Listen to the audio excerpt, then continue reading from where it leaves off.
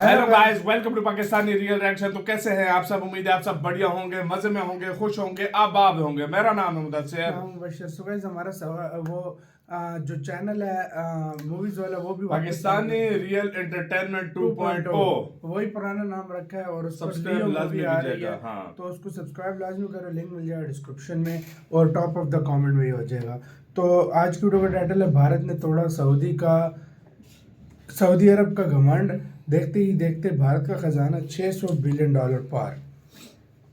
$600 billion को भी भारत ने फिर से क्रॉस कर दिया है। पहले भी किया था लेकिन फिर वो कम हो गए थे, लेकिन फिर से भारत ने क्रॉस किया। देखते हैं क्या सीन हुआ है।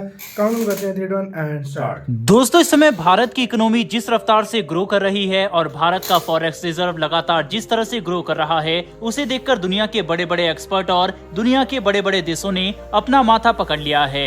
आज एक बार फिर से भारत का फॉरेक्स रिजर्व ने बड़ी उपलब्धि पाली है। जहां एक तरफ दुनिया का मार्केट लगातार नीचे गिर रहा है, वहीं भारत इन सभी को चौंकाते हुए विपरीत चल रहा है। जानेंगे इस खबर के बारे में डिटेल में। वहीं पर हमारी दूसरी खबर अमेरिका से जुड़ी हुई है, जिसने सऊदी को एक बड़ा झटका दिया है और सऊदी की सारी कोशिशों पर पानी फेर दिया है और इसका बेनिफिट भारत को काफी ज्यादा मिलने वाला है। जानेंगे इन दोनों ही खबरों के बारे में डिटेल में, इसीलिए वीडियो को अंत तक जरूर देखिएगा। साथ ही अगर आप हमारे चैनल पर अगर पहली बार आए हैं तो नीचे दिए गए सब्सक्राइब बटन को प्रेस कर बेल आइकन को जरूर दबा लें, जिससे हमारी डेली वीडियो आप तक सबसे पहले पहुंच सके। तो चलिए शुरू करते हैं इस वीडियो को। दरअसल दोस्तों, दुनिया में अन्य देशों के फॉरेन एक्सचेंज रिजर्व यानी विदेशी मुद्रा भंडार लगातार नीचे गिर रहे हैं, तो वहीं इसके विपरीत इंडिया के फॉरेन रिजर्व तेजी से बढ़ रहे हैं। कोविड में हुए नुकसान के बाद भारत तेजी से कमबैक कर रहा है, इसीलिए सभी देशों की नजरें इस वक्त भारत पर टिकी हुई है।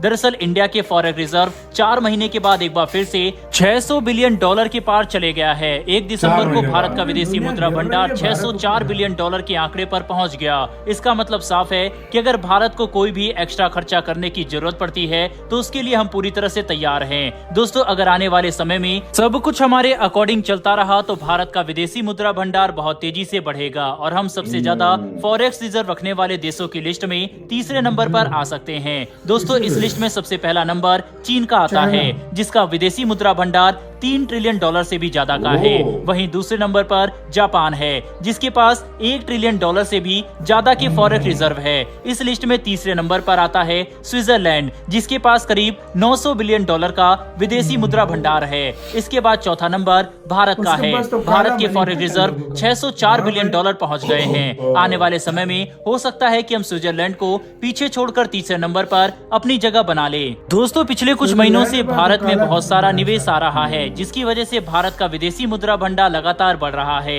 हमने आपको पहले भी बताया था कि कैसे अब दुनिया भर के इन्वेस्टर चीन की जगह भारत में इन्वेस्ट करने में इंटरेस्ट दिखा रहे हैं, क्योंकि चीन की इकोनॉमी गिर रही है तो वहीं भारत की इकोनॉमी इस वक्त बूस्ट कर रही है। इसका दूसरा बड़ा रीजन है भारत का लगातार बढ़ता हुआ स्टॉक मार्केट। दोस्तों, जहां एक तरफ अन्य देशों के स्टॉक मार्केट में लगातार गिरावट देखने को मिल रही है, तो वहीं भारत का स्टॉक मार्केट इतिहास बना रहा है। इसी वजह से आरबीआई ये नहीं चाहता कि भारत की करेंसी यानी रुपए बहुत ज्यादा स्ट्रॉन्ग हो जाए, क्योंकि इससे भारत के एक्सपोर्ट पर असर पड़ेगा। वहीं पर आपको बता दें, इस वक्त इन्वेस्टमेंट की वजह से रुपए की डिमांड बहुत ज्यादा है। अगर आरबीआई रुपए को खुला छोड़ दे तो रुपए बहुत ज्यादा स्ट्रॉन्ग हो सकता है, जो कि आरबीआई नहीं चाहता है, क्योंकि अगर रुपया स्ट्रॉन्ग हो जाता है तो भारत के एक्सपोर्ट को झटका लग सकता है, क्योंकि फिर अन्य देश भारत की जगह दूसरे देशों से परचेज करने की ट्राई करेंगे। इसीलिए भारत को अपनी करेंसी बहुत ज्यादा स्ट्रॉन्ग होने से रोकने की जरूरत है। यहाँ एक तरफ भारत का फॉरेक्स रिजर्व $600 बिलियन पार किया है, तो वहीं दूसरी तरफ भारत का स्टॉक मार्केट भी $4 ट्रिलियन के आसपास चल रहा है, जो कि भारत के लिए काफी ऐतिहासिक क्षण है। बहरहाल दोस्तों, बढ़ते हमारी दूसरी खबर की तरफ, जो कि अमेरिका से सामने आ रही है।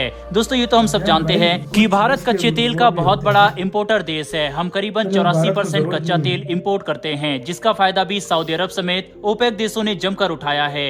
ये भारत को बहुत महंगे दामों में कच्चा तेल बेचते हैं। बीते 1-1.5 साल से रशिया यूक्रेन वॉर के समय से ही भारत बहुत अधिक मात्रा में रूस से कच्चा तेल खरीद रहा है, क्योंकि रूस ने भारत को बहुत अच्छा डिस्काउंट प्राइस ऑफर किया था। कच्चे तेल की डिमांड को देखते हुए यूएई और रशिया दोनों ने एक बड़ी चाल चली और कच्चे तेल के प्रोडक्शन पर कट लगा दिया, जिसकी वजह से क्रूड ऑयल की प्राइस बहुत तेजी से बढ़ रहे थे। लेकिन अब इन देशों को तगड़ा झटका लगा है, जिसकी वजह अमेरिका है। ओपेक देशों के इस मिजाज को देखते हुए अमेरिका ने अपने देश में कच्चे तेल का प्रोडक्शन शुरू कर दिया है, जिसकी वजह से कच्चे तेल का दाम लगातार घट रहा है, जो भारत के लिए बहुत अच्छी खबर है। दोस्तों, अमेरिका ने एक तरफ तो वेनेजुला से प्रतिबंध हटा दिया, दूसरी ओर अमेरिका ने खुद कच्चे तेल का प्रोडक्शन बढ़ाकर सऊदी अरब और रशिया समेत ओपेक देशों की इकोनॉमी पर जोरदार वार किया है, क्योंकि इन देशों की इकोनॉमी बहुत हद तक कच्चे तेल पर निर्भर करती है। दरअसल अमेरिका बहुत टाइम से सऊदी अरब को कच्चे तेल का प्रोडक्शन बढ़ाने की रिक्वेस्ट कर रहा था, जिससे कच्चे तेल की प्राइस कम हो सके, लेकिन सऊदी अरब ने अमेरिका की एक नहीं सुनी, जिसका भुगतान अब उसको भुगतना पड़ रहा है। अमेरिका के द्वारा प्रोड्यूस किए जा रहे कच्चे तेल का दाम लगातार गिर रहा है, जिसकी वजह से मजबूरन सऊदी अरब को भी अपने कच्चे तेल का दाम कम करना पड़ रहा है। दोस्तों, एक तरह से देखा जाए तो सऊदी अरब खुद के ही जाल में फंसता हुआ दिखाई दे रहा है। आपको बता दें, इस वक्त America per day 13.2 million barrel कच्चे तेल का प्रोडक्शन कर रहा है। अमेरिका के अलावा नॉन ओपेक कंट्री ब्राजील भी कच्चे तेल को तेजी से प्रोड्यूस कर रहा है, जिसकी वजह से जहां सऊदी अरब और ओपेक प्लस देशों ने तेल की प्राइस $100 पर बैरल तक ले गए थे, वह अब अमेरिका की इस नीति की वजह से $70 पर बैरल के आसपास पहुंच चुका है, जिससे भारत को भी काफी बेनिफिट होगा। बहरहाल दोस्तों, इस वीडियो में इतना ही, लेकिन आप सही कर रहे हैं भाई, शेख बहुत बिगड़े हुए हैं भाई, शेखों की बिगड़ाहट कम करो।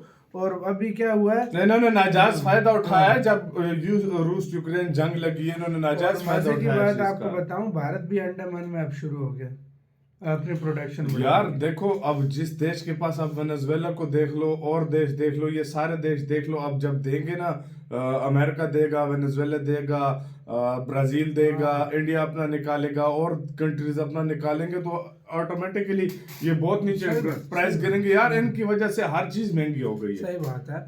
और दूसरी बात, भारत का खजाना देखो भाई, दुनिया के खजाने खत्म हो रहे हैं, भारत का खजाना ऊपर जा रहा है। और यार ये इनकी मेहनत है, इन्वेस्टमेंट है, सारा कुछ इन्वेस्टमेंट आ रही है, इंडिया की मेहनत है, एक स्ट्रॉन्ग इकोनॉमी बनती जा रही है। दूसरी बात, ये एक ट्रस्ट करने वाला कंट्री है, पूरी दुनिया इसको ट्रस्ट कर सकती है आराम से।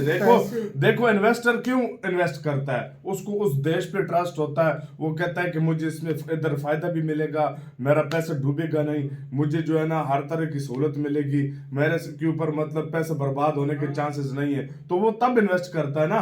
अब देख लो पाकिस्तान है, अब अगला इन्वेस्ट करने से पहले 1000 बार सोचेगा कि मैं इन्वेस्ट करूं कि नहीं, मेरा पैसा डूबेगा कि नहीं। ये चीज होती है, सोचने की बात होती है। दूसरी मजे की बात, इंडिया की वैल्यू का, पैसे की वैल्यू कम होने से भी काफी फर्क पड़ता है। मैं इसमें हैरान हूँ यार। वैल्यू तो अगर आपकी करेंसी की जितनी स्ट्रांग होगी, आपकी वैल्यू ज्यादा होगी, उतना फायदा है। वैसे तो इसमें नुकसान क्या है यार, अगर वैल्यू बढ़ जाए तो? कोई इकोनॉमी जो सही मुझे इसके बारे में नहीं पता, सच बताओ प्लीज आप लोग थोड़ा इसको एक्सप्लेन कर दो। बिल्कुल, कि कैसे वर्क करता है, कैसे वर्क करता है। बिल्कुल, तो आपका इसका कहना है अपनी कमेंट सेक्शन में दो। अपना बहुत बहुत ज्यादा ख्याल रखिएगा, लाइक कमेंट करना मत भूलिएगा। तो यार बाय।